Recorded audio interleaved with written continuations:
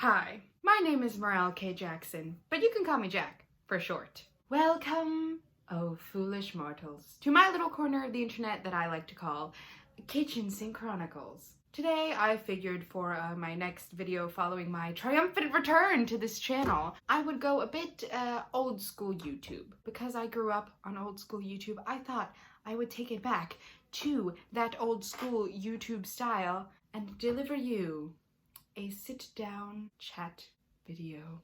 That is a story time about the reason why I failed my driver's test. I kept talking about it last video that I, at the time, had my driver's test the next day, and I did, and I took it, and I failed. But there's a reason why. Besides me accidentally almost drifting into the other lane as I was crossing a street. The lanes were painted weirdly, okay? It was a trap in the test. I'm sorry if you hear my chair squeaking. It's really creaky, okay? It's old. We found it across the street and literally rolled it over to the house, and that's how we got a new chair. I have been trying to get my license for 2 years. I just finished my sophomore year of college a couple of months ago when the spring semester ended. I'm currently in the summer semester. Not taking any classes at the moment, mainly working on personal projects, which I will bring up later. Have I not been centered this whole time? That is going to bother me immensely. I've been in the process of trying to get my license for 2 years. I just finished up my sophomore year of college, and when did I first start studying to even just take the written test for getting my license? Summer after I graduated high school. Yep, and I still haven't gotten it yet, so take from that what you will. However, I did pass it that summer and I had my permit for a long time. But that's all just backstory. If we're getting to the real story, it really starts out just this past month when my parents decided that it would be a good idea to get me some driving lessons. You're supposed to have about 6 hours practice with a driving instructor before you take the behind the wheel test. And because I was up to take the behind the wheel test on the last day before my permit expired, actually not the last day before my permit expired, the last day when my permit expired, I thought that the pressure would help, but it really didn't. It just messed things up. I don't know why I'm usually really great under pressure. We all thought that it would be a good enough time to get that 6 hours in with a 3-lesson, 2 hours per lesson plan in which I went with my driving instructor. Now, I don't mean to rag on him or his driving school. He was great. He was just like a friendly old man, and you know, I felt safe and I felt comforted. I respond better to compassionate teaching methods, and I was responding to that. And because I was taking lessons with a driving instructor, and because she remembered what it was like when she was taking those lessons at basically the same age as me, my dear mother suggested that I should just ask him to take me on the exact route that the DMV was going to be using for my test. Which, like, yeah, good idea. But apparently, unfortunately, he legally could not show me the exact route. So we just happened to go exactly parallel to the route and basically do everything that the route did, just not down the exact streets. So he didn't show me the route.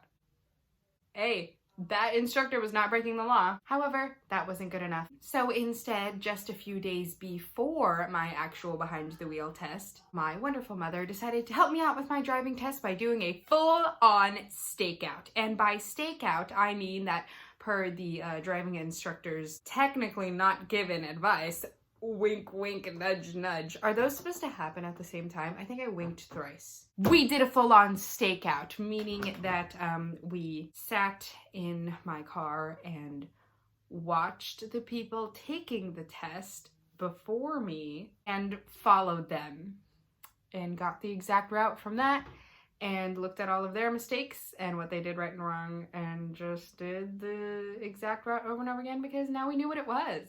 Evidently, that was the exact route that I did actually take during my test. Now, I should note that at this time I was practicing like crazy. I was driving every day and I was doing those lessons. And you know, I had practiced the exact route that we got from following people illegally. I'm just kidding, it's not illegal for us to do it. I practiced the exact route that the actual test would be, God, so many times. You know, my little tiny car was really working hard there. I was driving it all the time, trying to prepare for this test. Just working my $2,000 car, very hard, all the time, for long periods of time.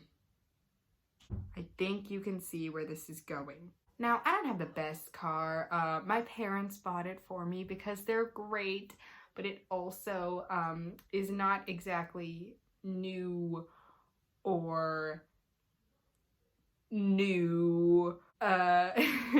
So, you know, using it as much as I did to try and very nervously prepare for the test. Should have said this before, but for context, tests make me extremely nervous. And I am a very good test taker when it comes to actual like written tests with questions, but anything that involves some sort of a performance, this is also why I am not good at auditions. Anything that involves some sort of performance and not actual questions that I can answer and take my time with, but instead something that I need to do makes me so extremely nervous, and I have to be super 1000% prepared for everything, otherwise I will freak out. So that's why I was driving like crazy.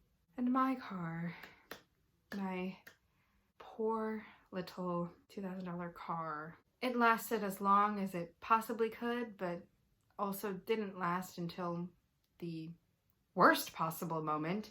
It was the last practice round the day right before my driving test was supposed to take place. It was supposed to be my last practice round. I drove from here all the way to the shopping center that had the local Target in it, because that's how we always refer to it, the Target shopping center. I drove us there, and as I was driving, I got kind of a bad feeling, but I just brushed it off and assumed that it was nerves because of the test in the morning. And my mom asked me, oh, do you want this to be your final practice round? And I called it my final practice round, so it was kind of supposed to be. Or do you want to maybe do the route again in the morning right before your test? And even though I had a bad feeling that made me think maybe I shouldn't, for some reason I said, well, yeah, I want to do it once more just to lock it in, you know, just to make sure. I would never get to do that last lock it in, make sure. Because just as the shopping center that was our destination could be seen on the horizon, the car started making a very strange sound, and it slowed down and slowed down, and the gas gauge said we had plenty of gas, but it wouldn't go past like what, 1,000 revolutions? At this point, I think I had switched with my mom, so she was driving this last little bit, and she was pressing on the gas pedal, and the car would not go any faster at all. No matter how much she pressed on the gas, it would not go faster, which is not good, because there's a slight hill on the way to where we were going. So we had no idea what was going on, and this was literally the worst possible moment that my car could have started to break down. And so we just pulled into the Target parking lot, specifically the portion that's off to the side. It's sort of a more empty place, so we figured that that would be better because we wouldn't really be bothering anyone. It was not in the most populated part of the parking lot, and that becomes relevant later. It was in a more empty, sort of off to the side parking lot that was still connected to the main one, but it was a little bit, you know, off to the side and somewhere else. Very empty. Basically, the only thing there is a mattress firm, and there's not exactly a lot of people going there every single day, you know? So we just pulled in there, and, you know, my brother, who was also with us, opened the hood and started looking around to see what was wrong, because he likes cars, he knows about these things. My mom and I, we don't know anything about cars. Cars are so boring to me. I don't know. Whatever. So we're trying to figure it out. In the meantime, we're trying to call my dad. He's not answering, which is like normal for him, I guess. We're trying to call my dad, desperately hoping that we don't have to call a tow truck because that would be so expensive and so not what we need right now. And that was actually when I was supposed to edit the video that I filmed last week that just went up. That is me trimming my own bangs. Here they are now. My hair is looking kind of scraggly because it needs to be washed. I'm literally going to wash it right after I finish filming this video. But here's what they look like now. I filmed the video that day and I was going to edit it that day too, but then all this happened. So the car breaks down. We're trying to call my dad. He's not answering. So we have no idea who's going to come pick us up or what could be wrong with the car. My brother had a few theories, but there was nothing concrete and we didn't know what to do, and the check engine light was still on and the car was still making a weird noise when it turned on, and there was a sudden burning smell, which was not good. So we were just sitting there clearly looking like we were in distress. Now, but before I get to this next part, I just want you to picture what we looked like there. Just sitting, just the three of us, you know, a mom, her teenage son, and me, all just sitting there with the hood up, you know, in an empty parking lot off to this side, not as visible from where the general population of that shopping center was, by ourselves with the car clearly having something wrong with it, desperately trying to call someone and that person not answering, as can be seen by our frustrated body language. I think you might also know where this is going. Now, we didn't get robbed, but we did start to notice something a little fishy. Now, I don't exactly want to reveal the exact city that I live in. If you live in the same city as me, by me describing this shopping center, you probably already know where I live. I've basically only ever said that I live in Northern California, and that is true. But the city that I live in also gets a little sketchy at night. It's fine during the day. It's just past like 5 p.m., especially in that particular shopping center. The area does not turn out that great. So as we were sitting there, clearly vulnerable, we noticed these 3 guys in, I kid you not, ski masks, not face masks, ski masks, like full-on cartoon robbing a bank. Looks like they could be carrying little bags of money that have literal dollar signs on them type ski masks. 3 of them in a car together, and they circle us far enough away that my mom and I don't notice at first because we're both trying to call my dad. But my brother, who's a little more observant than, I guess, both of us, but definitely more observant than me, noticed that they were circling. They circled once, and he made direct eye contact with the driver. And then they circled a second time, making eye contact again.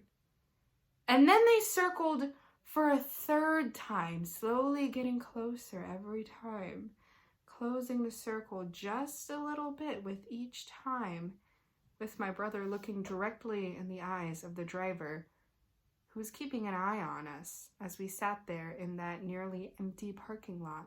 Then they pull up somewhere and back up behind a car as if to hide or something, the entire time keeping a very close, watchful eye on us. And that was when he was like, no, we need to get out of here. We need to go now. By that point, we were able to get a hold of my dad and we were talking on the phone to him. But since my brother had noticed what was going on, he was like, no, we need to go right now. We still didn't know what was wrong with the car or how to figure it out or how to fix it or if it would even turn on without something happening. But we figured that the safest place would be the populated part of the parking lot, which was kind of on the other side. So we just got in the car, prayed and hoped that whatever was wrong with it wouldn't set it on fire, because again, there was a burning smell, and tried our best to drive our way to the other side of the parking lot, which had way more people in it. You know, witnesses. That's always a good thing. Witnesses.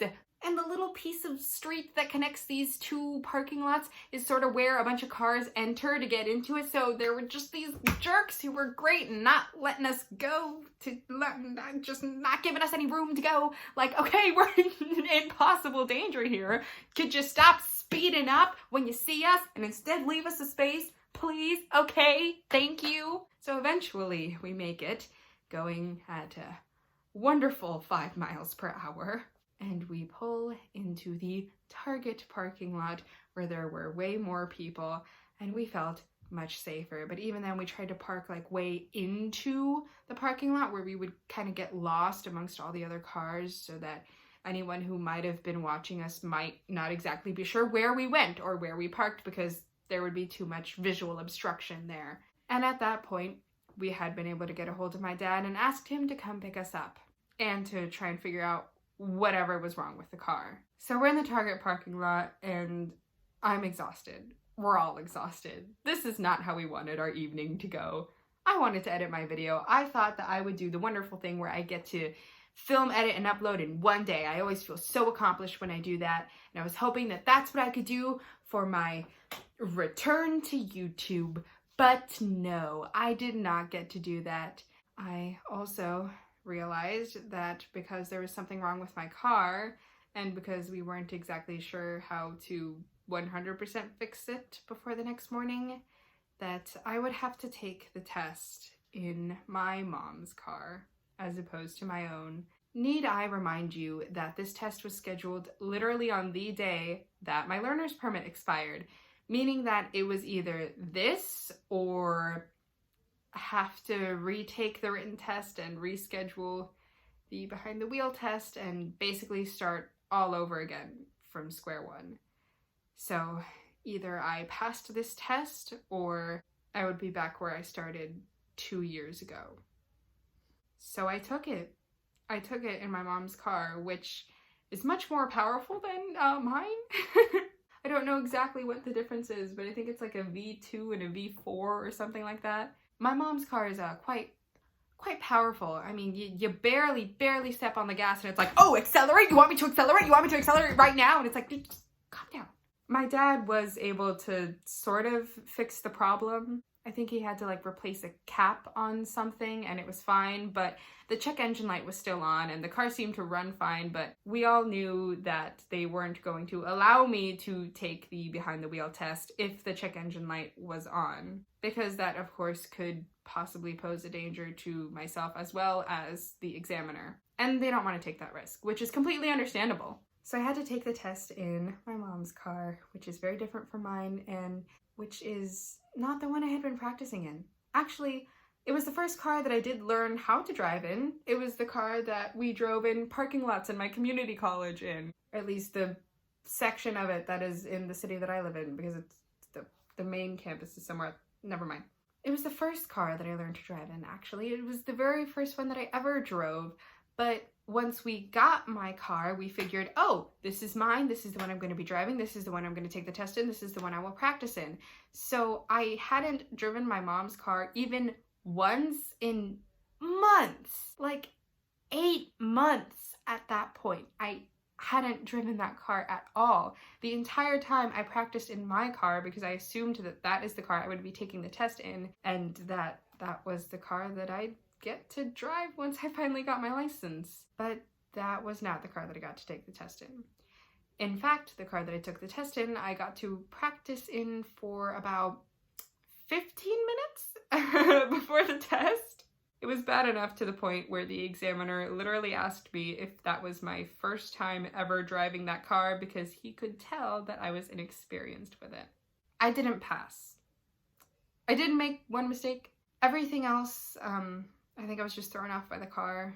I was thrown off by my own nervousness because, like I said, any kind of test that involves the performance as opposed to literally writing down and answering questions makes me extremely nervous. I was frazzled from the day before of possibly, maybe, could have been in an alternate universe getting robbed while my car broke down the day before. I was tired, I was angry and frustrated because I hate when I plan to do something and finish something and accomplish it and then I don't get to because I don't have time or something comes up. That frustrates me literally to no end.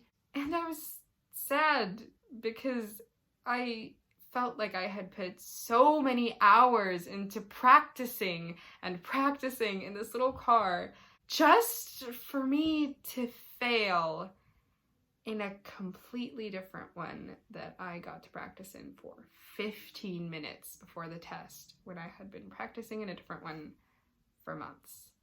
It sucked. Yes, I know I'm lucky to even have a car in the first place and to have parents who support me enough to help me with that and to be so involved in the process of me learning how to drive and trying to get my license. I'm very lucky that I had a backup car that I could test in the first place and that my mom was more than willing to let me take it in that one. I have a lot of things to be grateful for and a lot of reasons why I'm lucky, but that situation still sucked. And you know what? I thought that I would be right back at square one, but I'm not. Not really. Yes, I have to re-study for and retake the written test, which I hadn't studied for in 2 years. I'm learning now. I literally have the hand... It's not there anymore. I literally had the handbook.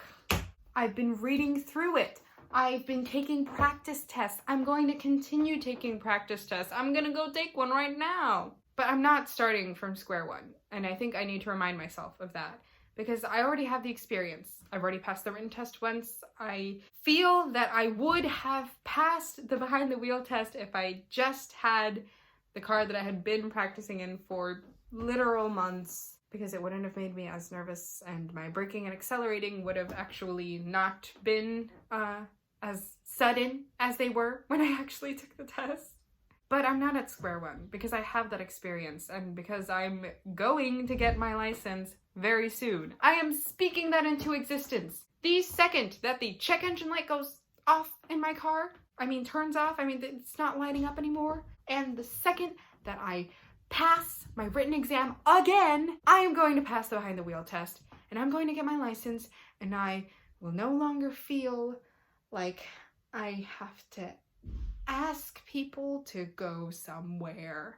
Maybe right now a license doesn't mean much because my college is for some reason still not fully going back in person, and my main hobby, theater, is a little hard to come by right now.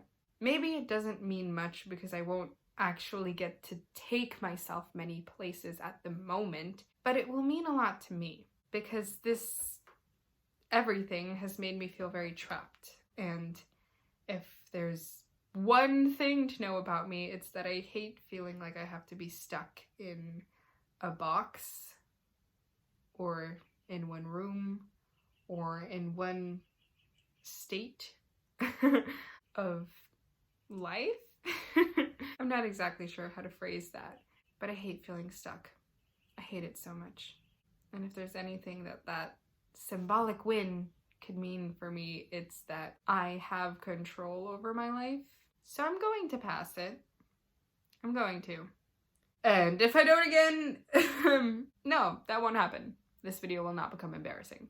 I am going to pass my driver's test this next time that I take it, because hopefully my car won't break down again this time, and hopefully we won't also almost get robbed, and hopefully we also almost won't have to not know how to fix the car before the day before the test. You heard the story, you know what I'm talking about. I will be fine.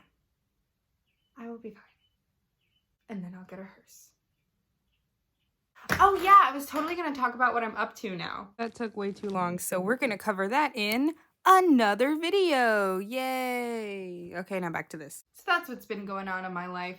That's why I didn't pass my driver's test. And that's why some other third thing to make it rounded out and to complete the rule of threes. And that is the end of what I will tell you today. To the outro! Thank you so much for watching. If you liked this video, you can go ahead and give it a thumbs up. And if you really liked me, you can go ahead and subscribe to my channel. I have a few other videos where I just sort of sit down and talk about my life or any particular thing that's happened. But I also have a series where I just tell a bunch of fun facts. And I bring that up because my very next video will be a Jack's Facts, finally, on the topic of, a drum roll please. I don't know why I made the noise with my mouth while I'm also tapping on my legs. Halloween skeletons, or prop skeletons. I promise it's more entertaining than it sounds. Remember when they used to use real skeletons because the plastic ones weren't accurate enough? I remember! Pirates of the Caribbean is cursed! Why do I suddenly now have energy? Why couldn't I be more entertaining before? Earlier in the video. Anyway, thanks so much for watching, and I will see you in my next video, I guess. Goodbye! Also, my outfit looks really good today, but you can't see it, so that's sad. That did nothing. I keep getting copyrighted for my outro song, which is Grim Grinning Ghost, so I'm just gonna talk while making the song noises with my mouth. Enjoy these videos, just watch the ones here, or subscribe, or whatever, I don't know. Don't know what to say for the rest of this, a barbecue. Words!